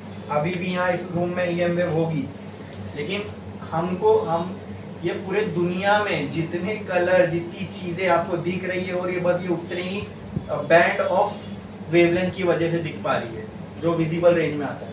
और यही जो वेवलेंथ की रेंज है ना, EM वेव का जितना पार्ट हम देख सकते हैं उसी को हम लाइट कहते हैं, ठीक है। The visible range of EM wave is called light, VIP, GY, OR, ये पूरी मतलब, और अगर ये मिल गई तो एक लाइट बनती है, उसको हम कहते हैं व्हाइट लाइट, ठीक है। तो सन से व्हाइट लाइट आ रही है, ठीक है। हमारे बीच में तो कोई एटमॉस्फेयर नहीं है, कुछ नहीं है, मतलब कोई मॉलिक्यूल भी नहीं है, बराबर। जैसी अर्थ में एंटर होने वाली है, पहले इसको किसमें घुसना पड़ेगा? एटमॉस्फेयर में। किसमें? क्या एटमॉस्फेयर में एयर के, गैसेस के छोटे मॉलिक्यूल है, हाँ, बहुत बारीक है, बहुत छोटे वो मॉलिक्यूल, ठीक है। इतने छोटे हैं कि अगर मैं उसको वो कंपेयर कर सकता हूँ उसको लाइट की वेवलेंथ से। अगर लाइट की वेवलेंथ 10 आर्मस्ट्रॉन्ग है तो ये हो सकता है उसका डबल, ट्रिपल, ऐसी कुछ होगी, ठीक है। मतलब कंपेयर कर सकते हो, यानी ये भी बहुत छोटे मॉलिक्यूल है। लाइट की वेवलेंथ अपने आप में बहुत छोटी है, ठीक है, ठीक है। 8000 पे विजिबल, 8000 एंगस्ट्रॉम पे विजिबल लाइट खत्म हो जाती है, तो वो बहुत छोटी है। एंगस्ट्रॉम मतलब 10 to the power of -9, sorry 10 to the power of -10, -9 तो नैनो होता है, 10 to the power of -10, मतलब कोई जीरो लिखा, पॉइंट लगाया, उसके आगे 10 जीरो लगाया, फिर पहला 1 आएगा। इतनी छोटी वेवलेंथ, ठीक है, मतलब सबसे बड़ी विजिबल लाइट की वेवलेंथ इतनी छोटी होगी। 8000 भी अगर मैं बोलूं तो इतनी छोटी। अच्छा, ये लाइट जब एंटर करती है एटमॉस्फेयर में तो क्या इसको मॉलिक्यूल मिलेंगे? हाँ, अब वो आगे की बात है, वो मॉलिक्यूल्स वगैरह जब ये ईएम वेव आती है, पैकेट्स के फॉर्म में आती है, उसमें से मॉलिक्यूल के एटम्स कुछ लाइट को अब्सॉर्ब कर लेते हैं, और जो अब्सॉर्ब नहीं करते फिर उसको अपने से बाहर छोड़ देते हैं। फिर जो वो बाहर छोड़ते हैं, जो कलर उन्होंने अब्सॉर्ब नहीं किया, वो कलर तुम्हें दिखता है। अभी जैसे मेरी बॉडी पे लाइट गिर रही है, वो पढ़े थे ना हमने ब्लैक बॉडी रेडिएशन में, अगर हमारी मेरे बॉडी पे व्हाइट लाइट गिर रही है, ये कलर तुमको पीला दिख रहा है, तो क्यों पीला दिख रहा है? ये पता नहीं इसका कलर पीला है भी या नहीं, इसने बाकी सब कलर अब्सॉर्ब कर दिया, पीले को अब्सॉर्ब नहीं किया, तो ये रिफ्लेक्ट हो रहा है, इसलिए तुमको ये शर्ट का कलर पीला दिख रहा है, इसका व्हाइट दिख रहा है, ठीक है। तो उसके पीछे की साइंस समझ में आई ना। तो जब यही लाइट जब एटमॉस्फेयर में आती है, तो एटमॉस्फेयर में कई सारे मॉलिक्यूल है। अब उनमें से वो मॉलिक्यूल जो लाइट को अब्सॉर्ब कर लिए, जो नहीं करे वो क्या कर देंगे, वो स्कैटर कर देंगे। स्कैटर कर देंगे मतलब बिखेर देंगे। जो नहीं अब्सॉर्ब हुई वो क्या हुई, बिखर गई, वो बाहर निकल गई। उसमें उन सब कलर्स में से सबसे ज्यादा ब्लू कलर स्कैटर होता है। तो इसलिए हमें आसमान का कलर क्या दिखता है, ब्लू। अब जब रात हो जाती तो हमारा वो साइड ऑफ अर्थ सन को फेस ही नहीं करता, मतलब लाइट आ ही नहीं रही, इसलिए कोई कलर ही नहीं दिखता। इसका मतलब नहीं वो ब्लैक है, ठीक है, क्योंकि लाइट ही नहीं है ना, वो टाइम पे लाइट नहीं है, और जो लाइट आ भी रही है वो मून से रिफ्लेक्ट होके आ रही है, समझे?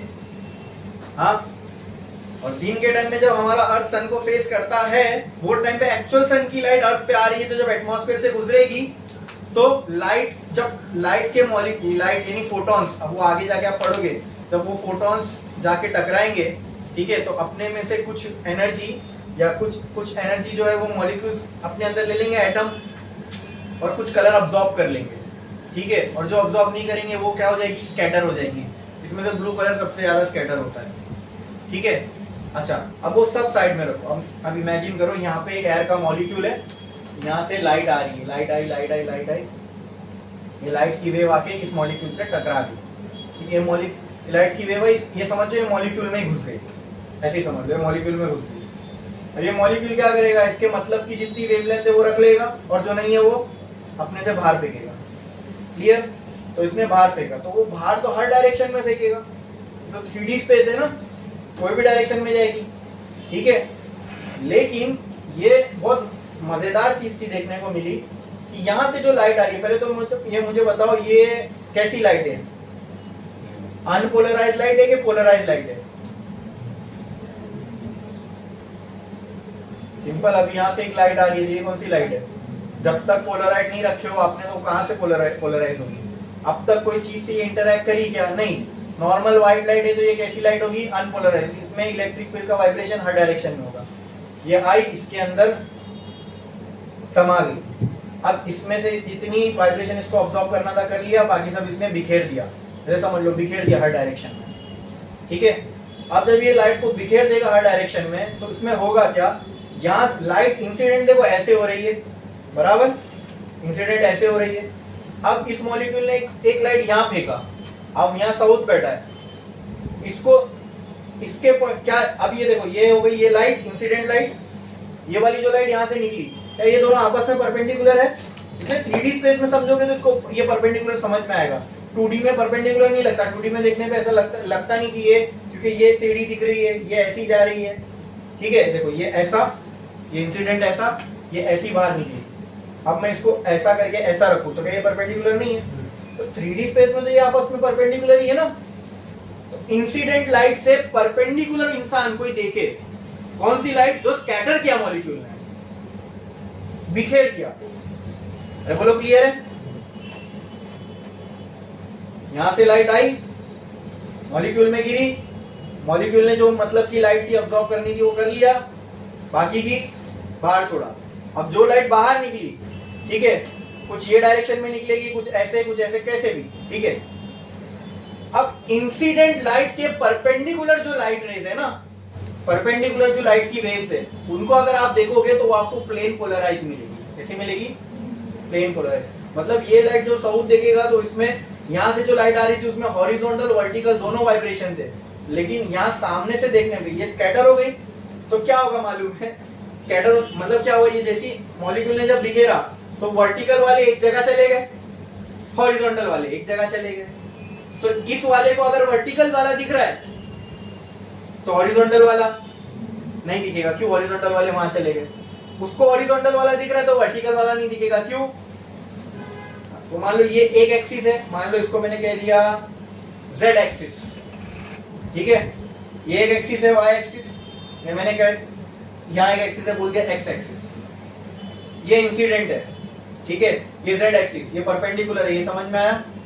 ठीक है? अरे बोलो क्लियर है? अब ऐसा ऐसा मतलब ये लाइन पे कौन सी थी? y एक्सिस, ठीक है?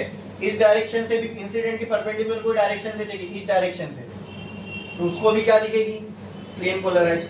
अरे बोलो हाँ, इस डायरेक्शन से, मतलब अगर ये ऐसा है और ये इंसिडेंट ऐसे, ये ऐसी ना ऐसा, इस डायरेक्शन में अगर ये इंक्लाइंड है, ठीक है? एक ऐसा इंक्लाइंड एक ऐसा इंक्लाइंड समझ लो, ये y से परपेंडिकुलर ये x से परपेंडिकुलर, ठीक है? तो इस सिंपल इस इंसिडेंट लाइट के परपेंडिकुलर आप कहीं भी बना लो, ये एक परपेंडिकुलर होगा, ये एक परपेंडिकुलर होगा, ठीक है? और इसका एक परपेंडिकुलर ऐसा भी हो सकता है। अरे बोलो ये साइड, हाँ। तो इस इंसिडेंट लाइट के परपेंडिकुलर डायरेक्शन में अगर आप देखोगे तो आपको जो लाइट की रेज दिखेंगी वो कैसी होगी? कैसी होगी बोलो? Plane polarise. Plane polarise light का मतलब क्या? उसमें इलेक्ट्रिक फील्ड का जो ऑक्सीलेशन हो रहा होगा वो कोई एक डायरेक्शन में होगा, आइदर वर्टिकल और हॉरिजॉन्टल, ठीक है? बट यहां तो कोई पोलराइड था ही नहीं, तो फिर पोलराइजेशन हुआ कैसे? Because of scattering. और स्कैटरिंग क्यों होती है? जब किसी मीडियम में बहुत छोटे छोटे मॉलिक्यूल होते हैं और लाइट उनसे आके टकराती है, इसको बोलते हैं स्कैटरिंग, इसको बोलते हैं। अब टकराने के बाद क्या हुआ? टकराने के बाद परपेंडिकुलर डायरेक्शन में जो इंसिडेंट लाइट थी उसके परपेंडिकुलर डायरेक्शन में क्या देखने को मिला? Plane polarised light. अरे क्या देखने को मिला? लेकिन यहाँ कोई पोलराइड है, तो फिर पोलराइजेशन हुआ कैसे? स्कैटरिंग इफेक्ट से। स्कैटरिंग इफेक्ट का मतलब क्या? कि लाइट का किसी मीडियम में आना, ठीक है, और उस मीडियम के मॉलिक्यूल से टकराना और बिखर जाना, इसी को कहते हैं स्कैटरिंग। अब मैंने आपको एक एग्जांपल दिया, एक लाइट एक मॉलिक्यूल। अब राइट नाउ यहां पर करोड़ों वेव्स होंगी, ईएम वेव्स, और बिलियन एंड ट्रिलियन, मतलब उसी के स्केल में मॉलिक्यूल्स भी होंगे। अब ये फिनोमिना कितनी बार हो रहा होगा सोचो, मतलब वो एटमॉस्फेयर में कितने बड़े स्केल पे हो रहा होता है, ठीक है? तो उसमें से अगर वो इतने लाखों करोड़ों के पैमाने में हो रहा होगा, ठीक है, तो उनमें से जो लाइट सबसे ज्यादा स्कैटर होगी एक मॉलिक्यूल से, वही करोड़ों से वही लाइट सबसे ज्यादा स्कैटर होगी, तो उसका एक नेट इफेक्ट आपको एक ही कलर देखने को मिलेगा। इसीलिए हमें स्काई का कलर वो दिखता है जो हम देखते हैं, ठीक है? बोलो क्लियर है? पोलराइजेशन में स्कैटरिंग समझ में आया? पोलराइज ना होने के बावजूद लाइट का पोलराइज होना बिकॉज ऑफ स्कैटरिंग, इसको बोलते हैं पोलराइजेशन ड्यू टू स्कैटरिंग। समझ में आया? हाँ, तो यहाँ पर अपना पोलराइजेशन पूरा तो नहीं मैं बोल सकता, लेकिन 90% हो गया है कंप्लीट। एक और है ब्रूस्टर लॉ, वो भी रिलेटेड टू पोलराइजेशन है, तो हम देखेंगे लेकिन एक ब्रेक के बाद, ठीक है?